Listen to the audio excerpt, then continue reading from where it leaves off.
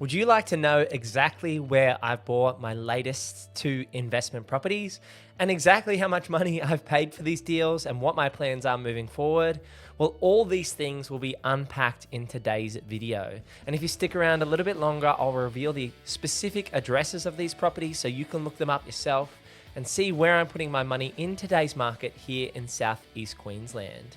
Now, my name's Luke and I talk all things real estate, renovating and financial freedom. And if you're looking for a Brisbane-based buyer's agent who buys all across Southeast Queensland, then head over to purposeproperty.com.au to have a chat with myself and see if we are the right fit for you as a buyer's agent here in Brisbane. Now, I'm going to be sharing my screen and walking you through each of these deals. So let's start off by taking a look at the photos, and I'll give you a bit of a backstory as to why I bought these two specific deals here in Southeast Queensland.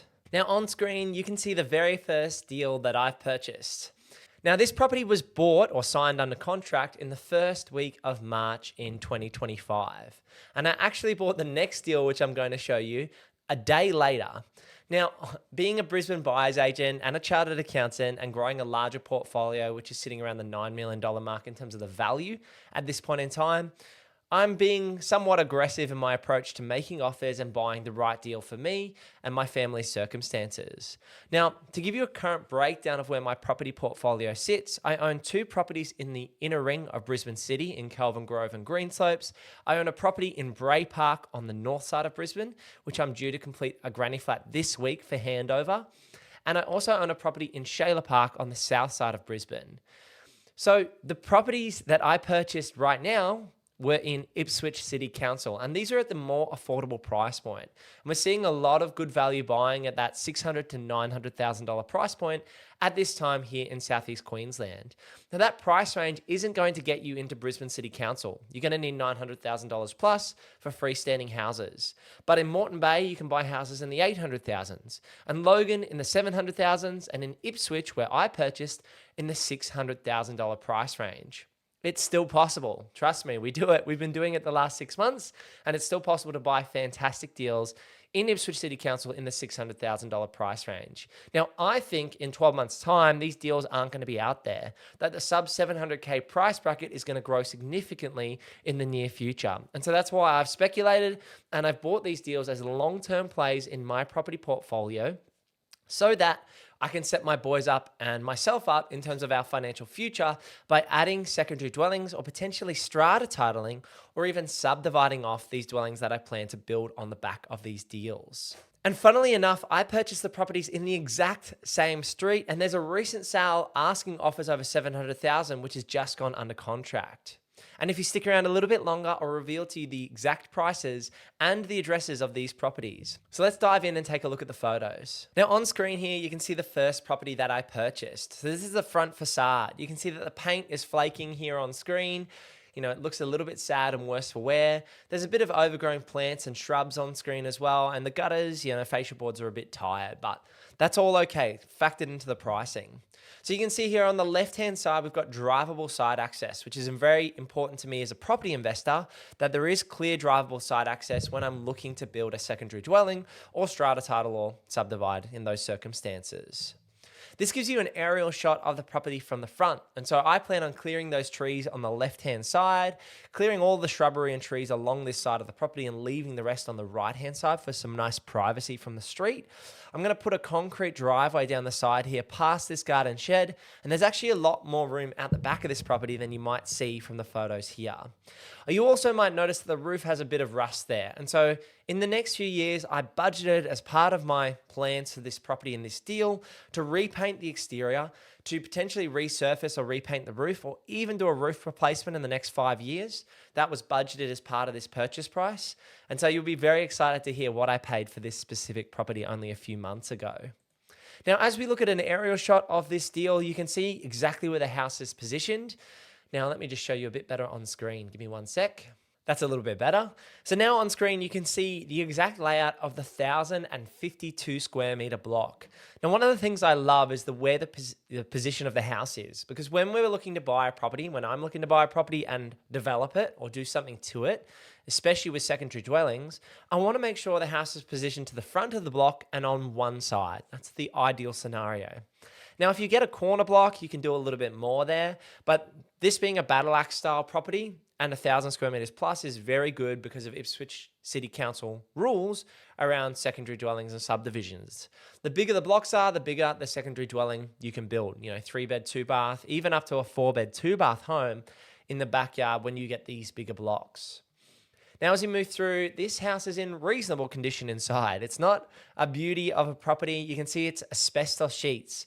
Now, a lot of my clients might be scared of asbestos sheets, and that's totally okay. You might be worried about the walls and the ceilings, and the way you can tell it's asbestos is by these lines up here, or these battens. That generally, given the age of the home and the battens on the walls, that tells me that it's a fiber cement sheet typically, and it's typically going to have asbestos fibers in those sheets. Now, as long as the sheets aren't damaged and there's no issues with, holes in those walls or it cracking or falling apart, it's not that big of a deal, and it's not going to make or break the property purchase, in my opinion. As we walk through the home, you can see the floors have been scratched up a bit.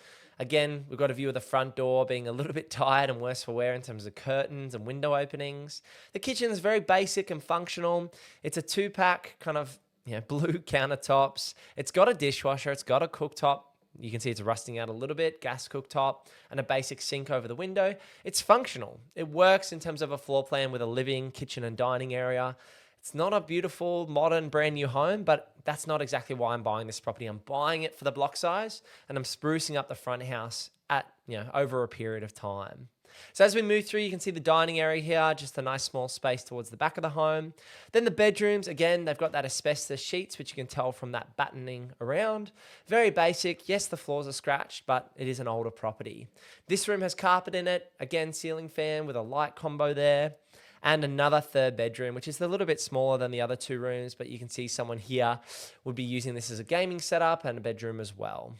The bathroom, again, it's not the worst I've ever seen or the best I've ever seen. Basic shower. It's got this storage thing above, which is a bit weird, but it does the job in terms of holding the rail up, which is sweet. And then a back patio, which is somewhat covered, and these guys have chucked a couch out here because it is a covered patio. This is the 2 old garden sheds, which I'm looking to keep because they're functional. They don't, they're not falling over, and there's a garden path there. And so I'll probably plan to fence off at the back of these sheds and put the driveway down the left-hand side here for access to the rear of this block. So as we move through, you can see exactly where I would be putting a driveway. Probably going to have to do some minor retaining here, especially in this section across here, and maybe have to knock down the sheds, but ideally keeping just a single wide driveway down the side. Now, this is the space where you could add a secondary dwelling. This goes right out to these trees out the back here. And so as you can see on screen, going to have to cut down this tree. We'll have to give the front house a new washing line, which is quite easily done. And there's nice, clear, relatively flat space to build and put in a concrete pad or a stump construction for a secondary dwelling. Now, at this point in time with this specific deal, I'm looking to do either a 4-bed, 2-bath home up to 120 square meters or a 3-bed, 2-bath home up to 100 square meters. Now, the prices that I've currently got, these are real prices as of June 2025, is $315,000 for a 3-bed, 2-bath home, which is 100 square meters. I've actually got another builder, which looks like it's going to land around $280,000 for a 4-bed, 2-bath home, which is brick veneer, and that's 120 square meters. So I haven't made the decision whether to go with the more expensive builder and the smaller floor plan or the cheaper builder and the bigger floor plan. And there's certainly pros and cons between each of those builders. And I'm happy to take you through the selection process and what I picked and why I picked it down the track if you'd be interested in that. So make sure you leave a comment below saying builder, and I'll make that video in the future. But that's my thought process. I'm probably leaning towards the cheaper build with the brick veneer and a slab on ground. It might take more time because they are a project home builder. They are a specky builder. And so it might take more time for that to actually come to fruition, maybe up to 12 months. But the perceived value of that property, given that it's got a bigger floor plan and that it would be brick and tile floors, is probably going to be higher in terms of perceived value over the next decade. So I'm leaning towards the specky builder with the cheaper price and maybe the longer time frame, but I'll keep you guys posted on how those things progress. So let's close out the view of this property here on screen. So finally, you can see that driveway side access looking back towards the house, and then you can see where it's located. So this gives it away. This property is located in Bundamba. And this property is known as 18 Harold Street in Bundamba. So I'll switch over to this view. And you can see here that I paid $625,000 for this property, which is 3 bed, 1 bath, and 1,052 square meters. So if you want to look this property up, you can find it online, and that's exactly how much I paid in March 2025. If we view the listing, you can see there, yep, it was listed as sold on the 24th of April. Let me just show you that on screen. So you can see on screen here the finer details. It was sold on 24th of April 2025. That's roughly when the property settled, and that gives you a view of the block size. Now, the other property I bought was in the same street, and that is number 25. So let me give you a rundown of that property as well. So this one, in my opinion, was an even better deal. Now, I purchased this property, and I'll reveal to you in a minute how much I purchased. You're going to have to wait. But I purchased this property for a steal, in my opinion, probably about $50,000 below where I saw market value. But value is in the eye of the beholder. So let's walk through and compare it to the other one, which I paid $625,000 for. And I want you to guess what you think I paid for this one based on what I've paid for the other one. So this one's been repainted on the exterior. You can see on screen here. It's higher up on the hill. So number 18 is just down here on the right. And the house here is a bit higher up on the left-hand side of the street rather than the right. And you can see there's going to be no flood overlay on either of these properties, which is very important to me. So I don't have to think about that as part of these deals. This house is a bit more modern in terms of fixtures and fittings. So you can see the kitchen here, basic kitchen, but a little bit more modern. Nice little living room. They're Broncos fans, which is awesome. As you come through, you can see, yep, grills on the front doors in terms of safety grills, a bit more of a modern fan in here, and the floors are in a bit better condition. One of these rooms is a bit small, but they're using that space, and another bedroom here, as you can see. Flicking through, they've got the main bedroom, quite decent sized rooms. Again, I would upgrade the curtains across all the properties here. The bathroom's a little bit tired. It's not too bad. You can see the vanity here is okay, but the bathtub is a little bit tired and worse for wear. But it's an investment property. It doesn't need to be schmick in terms of the condition, just livable, rentable, nice, neat, and tidy. So as we come through, you can see where the current carport is in the house. The 3 sides of the house are brick. It's a bit hard to see in the photos here, but the back is actually timber clad. So 3 sides are brick, and then the back is timber clad with access underneath, which is good for termite inspections and extra storage. You can see exactly where I'm going to put a second driveway in down the side here, and where the yard is for the current front home. So it all works out pretty well so far. There's a big line of trees here on screen. You can see, trees that separate exactly where I'm going to put block 1 and block 2.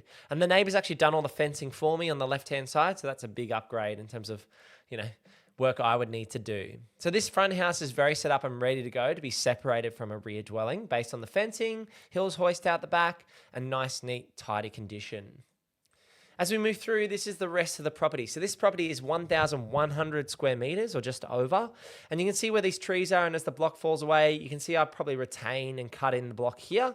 So there's a little bit of excavation work involved. Probably going to need to do engineered retaining walls about 1.5 meters high to get a slab in here. But that's probably the plan, is to cut out some of this block. Might cost you $25,000 to $30,000. But money well spent if you're able to get a brick home on this block and use the fall away of the block for a view and some elevation and separation from the other house. You can see here the aerial shot. So where these trees are is exactly where I'd be planning on putting the secondary dwelling. On the right-hand side, the left-hand side being for a driveway and maybe a double garage or a single carport out the back. As we move through, you can see this one is number 25. Number 18 is just here down the hill.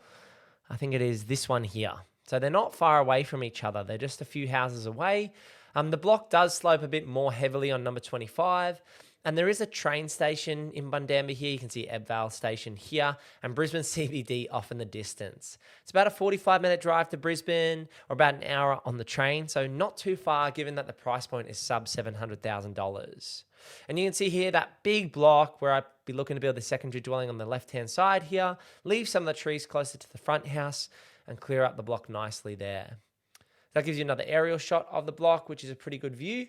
Give you that perspective of how big the block actually is. And that's probably exactly where that kind of leaf litter is probably exactly where I'm planning on putting the other house down the track. This just gives you a floor plan view, 3-bed, 1-bath, 1-car, very standard floor plan, front entry, living room, dining, 3 bedrooms, and a bath with a separate toilet. So, how much did I pay for this property? So number 25, I paid a whopping $638,000, which to me is an absolute steal. I think this is a great deal. It's exactly what I was looking for in terms of my property investments. Some of my deals recently, like the granny flat at Bray Park, haven't gone my way, and I've lost a lot of money on that deal to the tune of $50,000 to $70,000. But this deal probably makes up for that loss. So feels like a blessing that I've been able to secure these deals. Now, there was strategy behind it. Because I was cashed up and refinanced with my broker, I was confident in making unconditional auction style offers, which is not very common here in Southeast Queensland. And I also was able to purchase these deals post Cyclone Alfred when there was a bit of a dip in the market. Sellers were a bit worried about insurance claims or rental concerns. And so the market did dip for 2 weeks in that March period in 2025. So I was able to pick up 18 Harold Street for $625,000 and then 25 Harold Street for $638,000. Now, I think each of these properties are probably worth 25 to 50K more. And let me show you a property that's recently gone up on the same street, asking offers over 700K. So that is number 5 Harold Street. So this is a super recent listing. They've asked offers over 699 and it's already under contract. Now, you'll be thinking, how good is the condition of the home here, Luke? You know, if they're asking 70K more than you paid, $75,000 more, it's going to be a much nicer home, isn't it? Well, I think the truth is it's the exact same block size as 25 Harold Street, 1133. And this one is 1133. So these are the exact same block sizes.